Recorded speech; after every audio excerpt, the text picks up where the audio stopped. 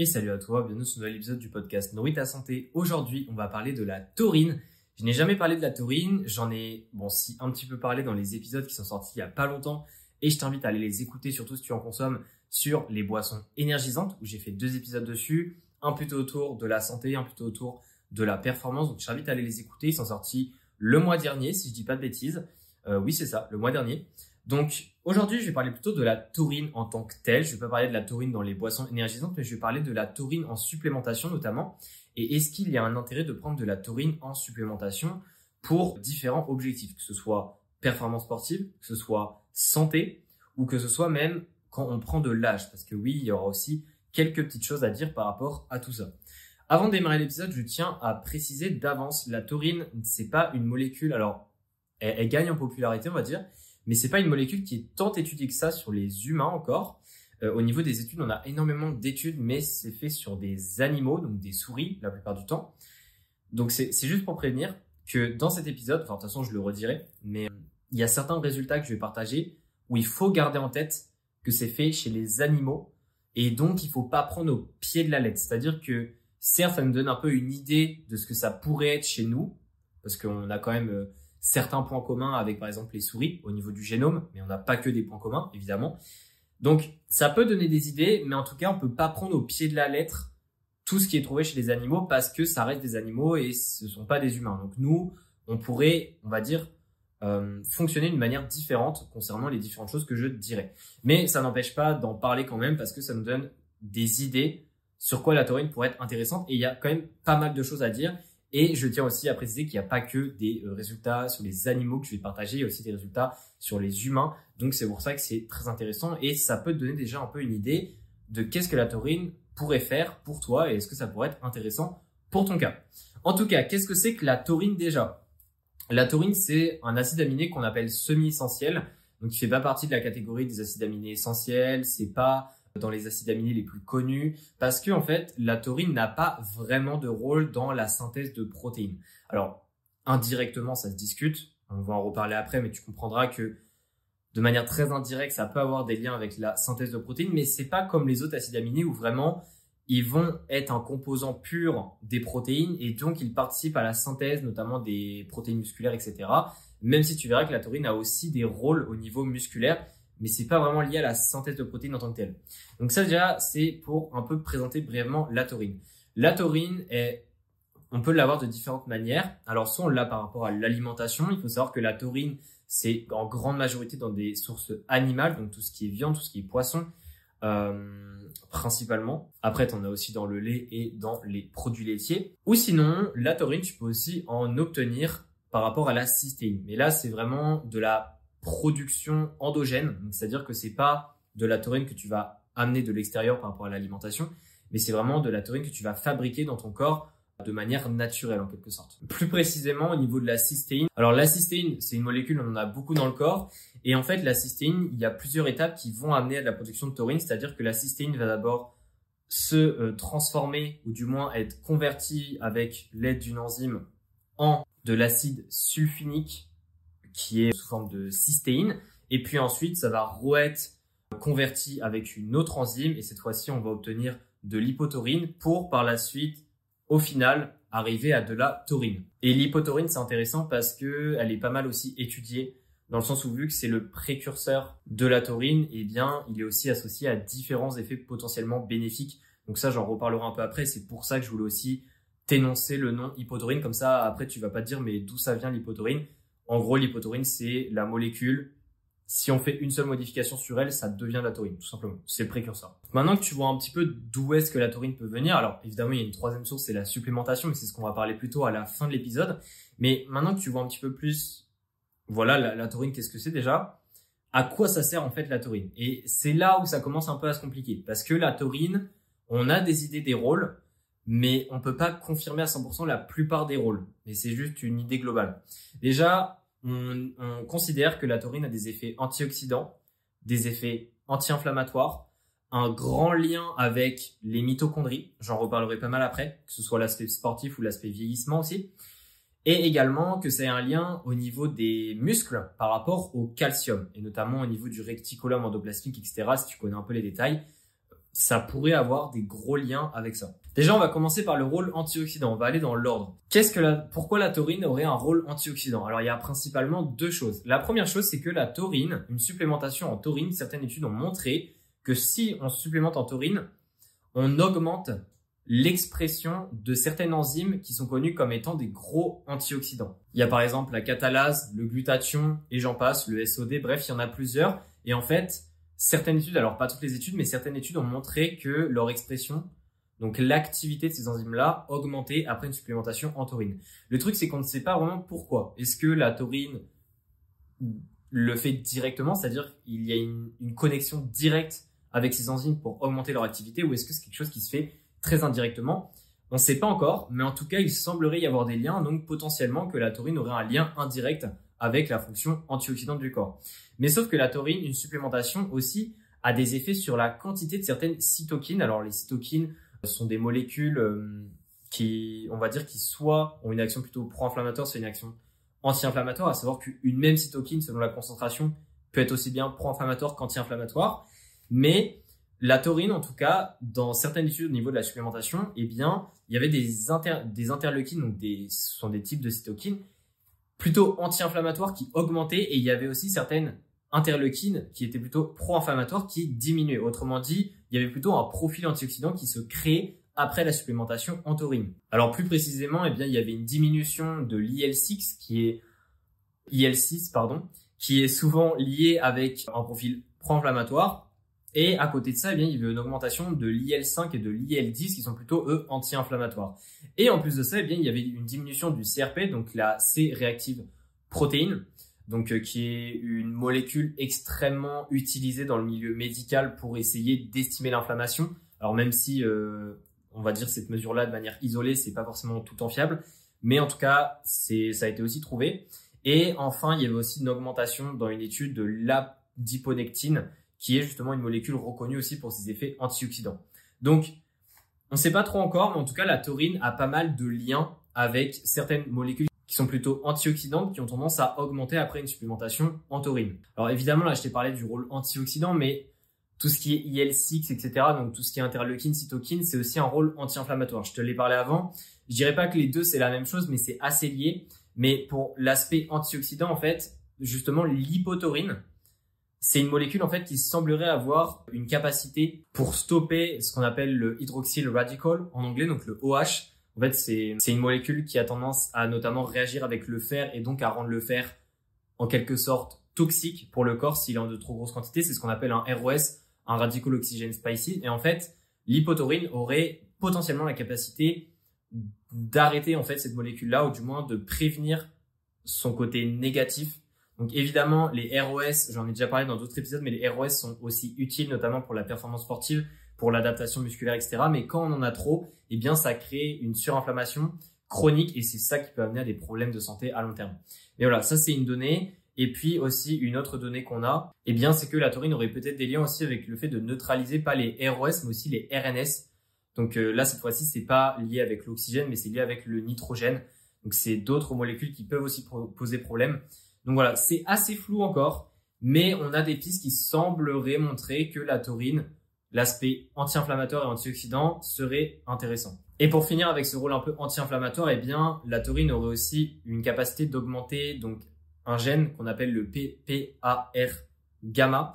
Et en fait, ce PPAR gamma, eh bien, il est en lien avec la différenciation au niveau des macrophages.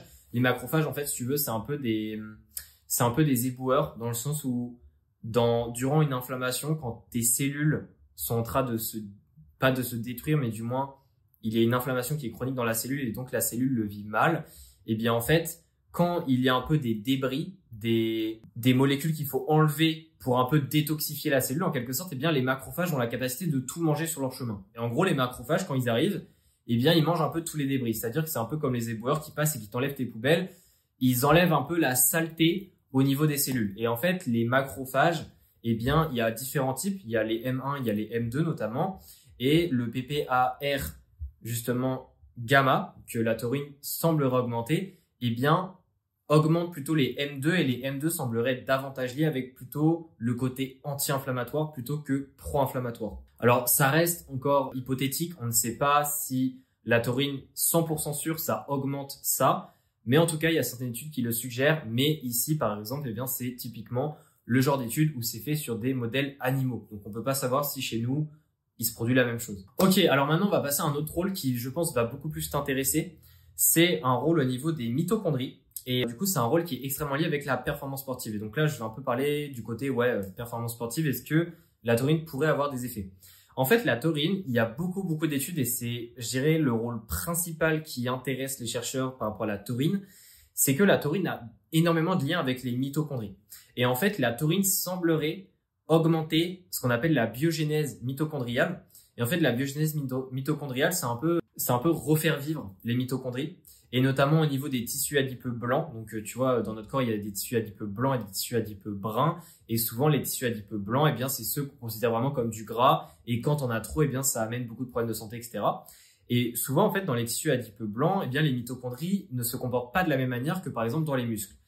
Et il semblerait que la taurine aurait la capacité d'aider les mitochondries, notamment dans les tissus adipeux blancs, à, on va dire, mieux se comporter, à être plus actives, en augmentant ce qu'on appelle la biogénèse mitochondriale. Et ça semblerait être lié au fait que la taurine augmenterait certaines molécules et surtout certains gènes, donc ça augmenterait leur expression, comme ce que j'ai parlé avant, le PPAR, donc pas que le gamma, mais il y a toute une famille de PPAR, il y a pas que le PPAR gamma, il y a aussi le PGC1 qui est augmenté ou qui semblerait être augmenté, et il y a aussi le CPT1. Et en fait, ces différents gènes-là ont des grands rôles au niveau des mitochondries, au niveau de leur fonction, le fait qu'elles soient plus actives. Et du coup, eh bien, si elles sont plus actives, ça veut dire qu'il y a un meilleur métabolisme parce que les mitochondries, il faut pas oublier que ça a un grand rôle dans le métabolisme énergétique, que ce soit lié aux lipides, mais aussi aux glucides. Et donc, ça pourrait avoir des effets sur notamment l'oxydation des acides gras, qui semblerait parfois être intéressante pour notamment les épreuves d'endurance. Également, augmenter la quantité de glycérol dans le sang, puisque si le métabolisme des acides gras est davantage élevé, eh bien, il y a davantage de glycérol qui est délivré, on va dire, dans le plasma. Et ça, j'ai déjà fait un épisode sur le glycérol, je t'invite à aller l'écouter. Tu marques Nourris ta santé, glycérol. Ça n'a pas vraiment d'effet sur la performance sportive, mais en tout cas, voilà, ça semblerait potentiellement avoir d'autres effets bénéfiques pour la santé, notamment en lien avec le métabolisme des acides gras. En bref, le fait que les mitochondries soient plus actives grâce à la taurine, eh bien, ça pourrait avoir des effets intéressants sur les performances sportives et notamment dans les sports d'endurance, puisqu'il a aussi été montré que la taurine est bien plus concentrée dans les fibres musculaires de type 1, qui sont les fibres où il y a énormément de mitochondries, c'est un peu les fibres des sportifs d'endurance, par rapport aux fibres de type 2, où là, il y a beaucoup moins de mitochondries. Et donc, si on fait le lien entre un peu tous les résultats, on se dit, bah, il y a probablement plus de taurine dans les fibres de type 1 parce qu'il y a des mitochondries et parce que la taurine semblerait avoir beaucoup de rôle au niveau des mitochondries. Donc, qu'est-ce qu'on peut en tirer de ça? Eh bien, globalement, c'est que la taurine semblerait donner un petit coup de boost au niveau des mitochondries et semblerait augmenter un peu tout le métabolisme qui est à côté, donc l'oxydation des acides gras, également la production d'énergie de manière globale, si on est en aérobie, donc c'est-à-dire en endurance fondamentale, des choses comme ça. Donc, si on parle de l'aspect sportif par rapport à la taurine, moi, je dirais, dans un premier temps, qu'il y a beaucoup plus de chances que la taurine soit intéressante pour les sportifs d'endurance plutôt que les sportifs de force. Je peux pas encore dire avec sûreté que ça améliore les performances.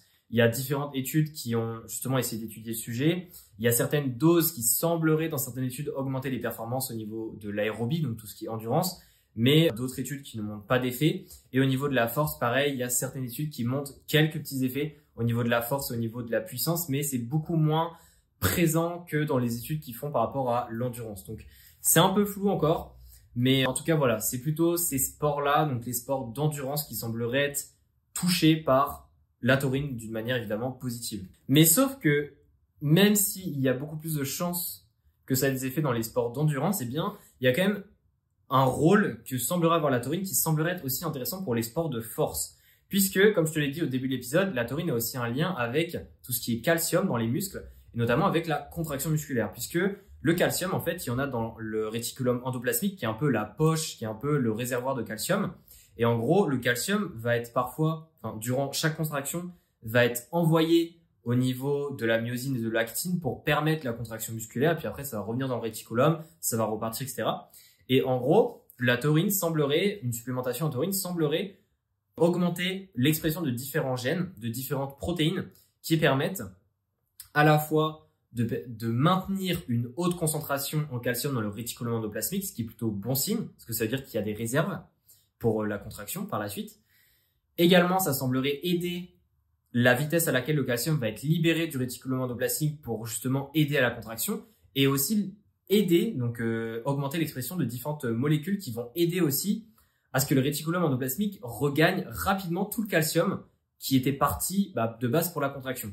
Donc autrement dit, pendant tout le cycle de la contraction, eh bien le calcium de base il reste dans le réticulum endoplasmique, il part ensuite pour justement avoir son rôle de contraction et après il doit revenir dans le réticulum endoplasmique pour être stocké en quelque sorte. Et la taurine semblerait augmenter l'expression de différentes molécules qui sont impliquées dans chaque étape, on va dire, du voyage, en quelque sorte, on pourrait dire du calcium au niveau des muscles par rapport à la contraction musculaire. Et ça se passe aussi bien dans les fibres de type 1 que de type 2. Donc, c'est-à-dire que même dans les fibres un peu plutôt sport de force, donc de type 2, alors bon, c'est très caricaturé ce que je dis, mais en tout cas, la taurine aurait des liens par rapport à la force, le fait de produire suffisamment de force durant les efforts en ayant une meilleure contraction musculaire grâce potentiellement à un métabolisme du calcium dans les muscles qui se fait bien mieux après une supplémentation en taurine. Ok, donc là on a parlé des rôles et maintenant on va bientôt parler de la supplémentation, mais juste avant je voulais parler de est-ce qu'on a besoin déjà de taurine, est-ce qu'on a des carences en taurine?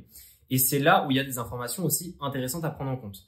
Il faut savoir que la taurine, la concentration de la taurine, on a montré que ça diminue avec l'âge, c'est-à-dire que plus on vieillit et plus on perd la concentration en taurine, notamment au niveau des muscles, puisque on a remarqué que chez les personnes de plus de 60 ans, eh bien, il y avait une baisse de au moins 80% de la concentration en taurine dans les muscles par rapport à des personnes qui avaient la vingtaine. Et donc là, on se dit, est-ce que ça n'a pas du coup des impacts sur notre santé, que ce soit au niveau des mitochondries, que ce soit au niveau du calcium dans les muscles, comme on a parlé, au niveau antioxydant, au niveau anti-inflammatoire. Est-ce que tout ça, du coup, c'est pas problématique le fait qu'on perd quand même 4/5 de la concentration en taurine en ce qui concerne nos muscles? Parce qu'il faut savoir que par rapport à tous les rôles qu'on a fait, eh bien, il y a des études qui ont essayé de trouver des liens entre une bonne concentration en taurine chez les personnes et différents marqueurs, comme par exemple le poids, le tour de taille, l'IMC, également la CRP, ce qu'on avait parlé par rapport à l'inflammation, les maladies du foie, etc. Et il semblerait que moins on a de taurine et plus ces différents facteurs augmentent en termes de risque. C'est-à-dire, on a plus de chances d'avoir du diabète, on a plus de chances d'être en surpoids, on a plus de chances d'avoir une inflammation chronique dans notre corps. Bref, c'est pas forcément très positif. Mais sauf que cette concentration en taurine, on a aussi montré que chez les personnes qui s'entraînaient avait tendance à être un peu plus élevée, notamment les sportifs d'endurance. On ne sait pas forcément pourquoi s'entraîner en endurance augmente la concentration en taurine. Est-ce que c'est parce que notre corps en produit plus, parce que notamment avec tous les rôles au niveau des mitochondries, eh bien il en a besoin de plus et donc peut-être qu'il en produit un peu plus que ce qu'il ne faut et ça fait qu'ils ont des concentrations plus élevées. Peut-être, mais en tout cas, ce qu'il faut retenir par rapport à tout ça, c'est que si tu es jeune, en quelque sorte, entre gros guillemets, parce que pour moi, il n'y a pas vraiment d'âge où on considère jeune et d'âge où on considère vieux, mais si tu es jeune, eh bien je pense que tu as beaucoup moins à t'inquiéter pour la taurine que si tu es plus âgé. Mais ça n'empêche pas que là, maintenant, on va parler de la supplémentation en taurine et je vais t'expliquer à la fois les meilleures doses, les meilleures formes de taurine à prendre et aussi au niveau de l'absorption, un peu quand la prendre, etc. selon ton objectif. Déjà, au niveau de la forme de taurine à prendre, eh bien, il y a deux formes principales. Soit tu le prends en capsule ou soit tu prends dans ce qu'on appelle des boissons riches en taurine.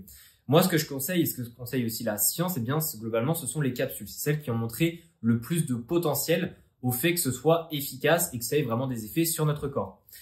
Ensuite, la deuxième chose, c'est au niveau du dosage. Combien est-ce qu'on doit prendre? Alors, il y a trois types, on va dire, de dosage. Soit tu prends des faibles dosages, soit tu en prends des moyens, soit tu en prends des élevés. Des élevés, c'est 5 grammes. Des moyens, c'est 3 à 5 grammes par jour. Et des faibles, c'est moins de 3 grammes par jour. Globalement, si tu prends un faible dosage, t'attends à rien du tout. Si tu prends un dosage qui est moyen, tu peux t'attendre à certains effets, mais c'est pas encore très clair si tu es sûr d'avoir des effets. Et si tu prends un dosage plus élevé, donc au-dessus de 5 grammes, c'est là où tu as le plus de chances d'avoir des effets, notamment au niveau des performances sportives pour l'endurance. Mais sauf qu'il y a aussi un plafond. Et ce qu'on conseille généralement, c'est pas plus de 10 grammes par jour, parce que sinon là, il peut y avoir des effets néfastes sur ta santé justement. Plus précisément au niveau du dosage, eh bien, si tu prends modéré, donc 3 à 5 grammes par jour, tu peux espérer peut-être des effets sur la force. Un tout petit peu de gain de force ou de gain de puissance, mais ça reste très faible et surtout, ça n'a pas été beaucoup prouvé encore. Donc moi, je prendrais pas de la taurine pour ce qui est de la force, je partirais plutôt sur de la créatine qui est vraiment, pour le coup, sûr d'être efficace. Au niveau du plus 5 grammes, comme je te l'ai dit, c'est plutôt au niveau des sports d'endurance, même si encore une fois, il n'y a pas assez d'études pour dire avec sûreté que ça aura des effets sur tes performances. Ok, la dernière chose que je voulais parler, bien c'est évidemment quand est-ce que tu dois prendre ta taurine. Alors si tu dois prendre ta taurine pour un aspect santé, je dirais qu'il n'y a pas vraiment besoin de s'inquiéter, tu la prends un peu quand tu veux, du moment que tu la prends tous les jours. Ça n'a aucun problème, enfin il n'y a pas de problème en fait de prendre de la taurine tous les jours sur la santé. Et sinon, si tu veux, pour la performance sportive, globalement, l'absorption de la taurine se fait en 1 heure, 1 heure et demie. Donc moi, ce que je te conseille, c'est de prendre ça, voilà, 1 heure ou 1 heure et demie avant ta séance de sport. En moyenne, c'est de 30 minutes à 2 heures avant la séance de sport où ça met, enfin, la durée pour s'absorber. Mais en tout cas, la plupart des études ont tendance plutôt à dire 1 heure, 1 heure 30. Ça semblerait être le meilleur timing pour prendre de la taurine et pour que ce soit absorbé au bon moment pour avoir des effets vraiment durant la séance de sport. Donc pour conclure, est-ce que tu dois prendre de la taurine ou pas en supplémentation? Moi, je te dirais pas forcément. Ça dépend en fait surtout du profil que tu as. Par exemple, si tu es une personne plutôt dans les sports de force qui est assez jeune, je vois pas trop d'intérêt de la taurine. Si tu es vraiment à fond dans les sports d'endurance, je dirais que ça se discute un peu plus. Le problème, c'est qu'on peut pas être encore sûr que tu vas avoir des effets. Et par contre, là où ça a beaucoup de potentiel et c'est beaucoup recherché, mais on n'a pas encore beaucoup de résultats, c'est si notamment tu prends de l'âge, ça pourrait être un supplément très intéressant pour les personnes âgées, notamment au niveau de la santé mitochondriale, quand on prend de l'âge, parce qu'on sait que les mitochondries fonctionnent de moins en moins bien avec l'âge, et donc peut-être que la taurine aurait un effet un peu préventif par rapport à tout ça. Donc là aussi, ça a du potentiel, mais en tout cas, je peux pas te dire dans cet épisode avec sûreté, prends de la taurine, si tu prends de l'âge, ça aura des effets. Non. Mais voilà, ça a du potentiel. En tout cas, j'espère que cet épisode t'aura plu. Évidemment, je te lâche pas une réponse en mode oui, tu dois en prendre ou non, tu dois pas en prendre. Je dirais que le choix final est à toi. Je t'ai donné un peu les informations qu'il y avait à dire. Globalement, là, ce que je t'ai dit, c'est vraiment les dernières études qui datent de 2025 pour certaines. Donc, il y a pas plus de données à l'heure actuelle. Donc, vraiment, c'est à prendre, je dirais, pas forcément avec des pincettes non plus, mais c'est à prendre ou à laisser selon ton point de vue parce qu'on n'a pas encore la réponse officielle. Si l'épisode t'a plu, n'hésite pas à laisser une note sur le podcast. Ça me fait plaisir, ça soutient mon travail. Et puis sinon, on se dit à la prochaine pour un nouvel épisode.